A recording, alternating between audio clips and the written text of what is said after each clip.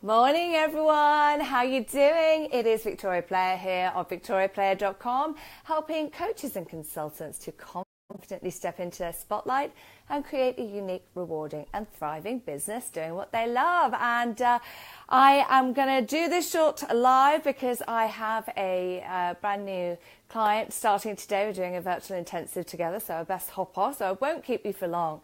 But today I really wanted to speak about a topic that I'm seeing a lot in the women entrepreneur community. And so I wanted to bring it up here today and discuss it to see if it's something that you are struggling with. And the common challenge I see is for women to be really getting into that space, particularly in the early days of business, when we're just building things up and getting into momentum.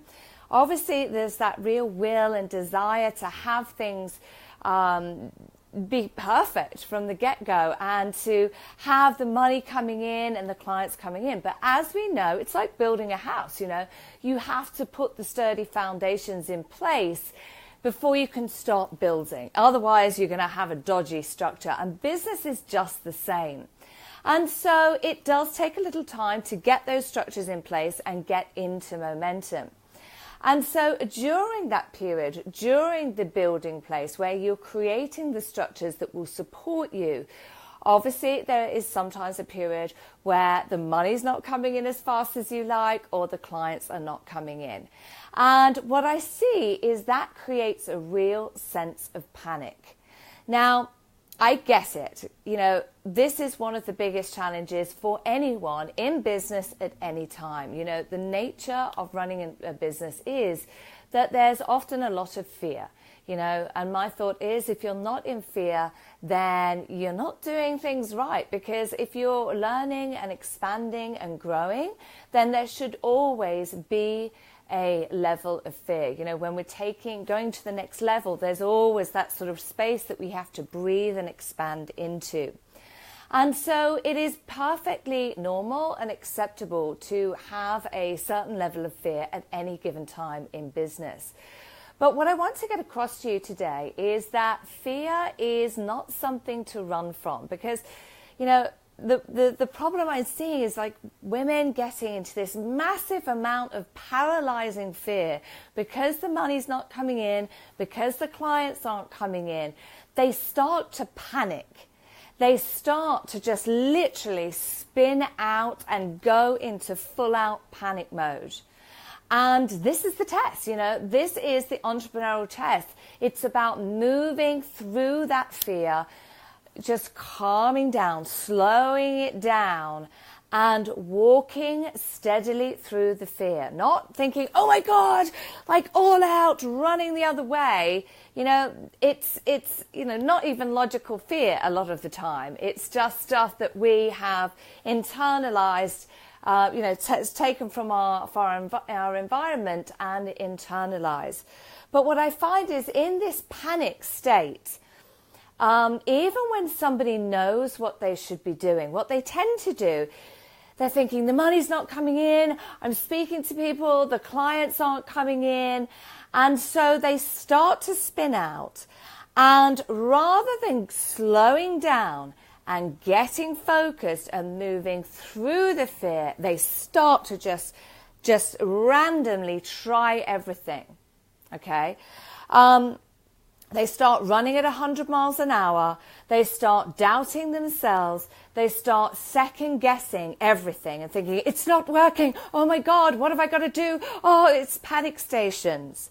And so they start looking all around them. What else can I do? Oh, what's that person who's in my industry? What are they doing? Oh, I'll try a bit of that. Or let me look over here. That might be the solution there. And let me look over here. It's just like throwing everything but the kitchen sink at their fear, basically, at their situation, in the hope that in their busyness and activity that they're putting out at 100 miles an hour, which, by the way, is so not client attractive, they're hoping that something is going to stick. It's like throwing crap at the wall and hoping it's going to stick.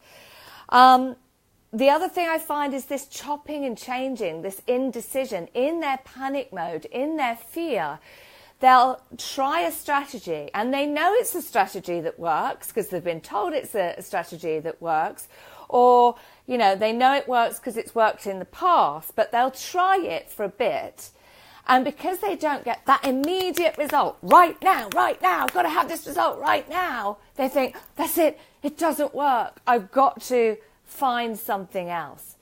And so they change direction. They keep shifting from this to that to this. It's like the indecision is chronic.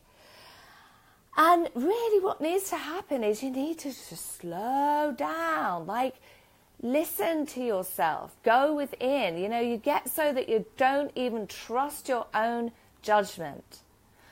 And in this spinning, in this constant indecision, in this chopping and changing, it's all just fear. It's not that the strategies don't work. You know, it's true. In marketing, in business, we are constantly in a process of tweaking and perfecting. No matter what you do, it's not that the strategy doesn't work. It just needs tweaking and perfecting. And that's the whole game. I have to do that even now. There's times I put stuff out and it doesn't work. Tweak it just a few centimeters this way, bang on, just like that. That is the game. It's not a case of trying it once, saying, oh, I didn't get immediate results, and then totally flooring it and going on to the next thing. Sorry, I've got a notification coming up. So, you know, what that just looks like from the outside, you know, for people looking from the outside in, is that you are flailing, that you're in indecision. Consistency is key, because that is what's going to create credibility. And you have to remember that if the money is not coming in, if the someone keeps sending me updates, if the money's not coming in, if the clients aren't coming in, just remember it's not fruitless. If you're having conversations with people, it's not fruitless, because even though it may be a no does not mean never. It just means not now. And often the problem with this is people take, you know, business is done based upon trust, on relationships. And sometimes people say no just because they're not quite sure that you're the right person for them yet. So if you're chopping and changing, you're not showing up enough times to actually build that relationship of trust. You're not allowing yourself the opportunity to tweak and perfect until it's just right. Instead, you just ditch it and go on to the next thing and hope that that will work. And all it does is burn you out. It keeps you in overwhelm. It keeps you running at 100 miles an hour and absolutely petrified, because nothing works, because you don't give it long enough to actually have it bed in, for the consistency to actually take effect. You know, statistically, I mean, when I first went into business about 10 years ago, these were the statistics. You need to be in touch with someone anywhere between 7 to 10 times before they'll say yes to working with you.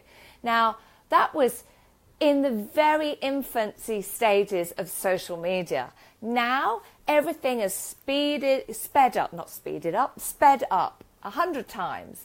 With social media, there's this constant, you know, we've all got entrepreneurial ADHD, and the people that we want to work with, they also have their own version of ADHD. We're all super busy. We're all super distracted. So, you know, I would say you need to connect with someone as many as 15 times in one way, shape or form before they'll become a client. So if you're chopping and changing, saying, oh, I'll try this in my mad search for client. I'll try this. I'll try it twice. Oh, it didn't work. Let me go on to the next thing. Where's the consistency? Like, do you wonder why it's not working for you?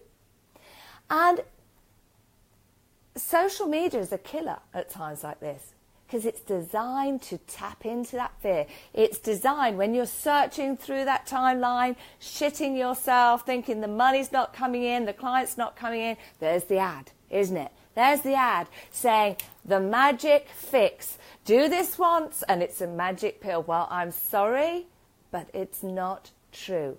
It's true that there's certain strategies that can fast forward to clients and cash flow. It's true.